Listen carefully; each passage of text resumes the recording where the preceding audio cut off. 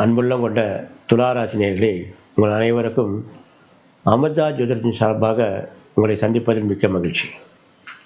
இந்த வார பலன் பார்க்க முடியாது. நம்ம இந்த வாரத்தில் 2ஆம் தேதி முதல் 8ஆம் தேதி வரை உள்ள ஒரு காலகட்டத்தில் துலா ராசினியர்களுக்கு எப்படி இருக்குன்னு பார்க்க போகிறோம். இப்போ உங்கள் ராசிநாதன் சுக்கிரன், இந்த சுக்கிரன் உங்கள் ராசியிலிருந்து 5ஆம் இடத்தில், உங்கள் ராசியிலேருந்து 5ஆம் இடத்தில் இப்போ கூட்டு கிரகமாக 4 கிரகத்தோடு சேர்ந்துருக்கு.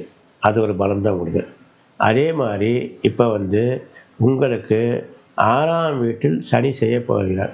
இந்த வருகின்ற மார்ச் 6ஆம் தேதி துளாராசி அன்பர்களுக்கு 6ஆம் இடத்தில் சனி பயிற்சியாக போகிறார். அதனால் நீங்கள் பயப்பட வேண்டியதில்லை. ஏற்கனவே நம்ம சனி பயிற்சி சொல்லியிருக்கோம். துளாராசி அன்பர்கள் பயிற்சினால எதுவும் பயப்பட தேவையில்லை.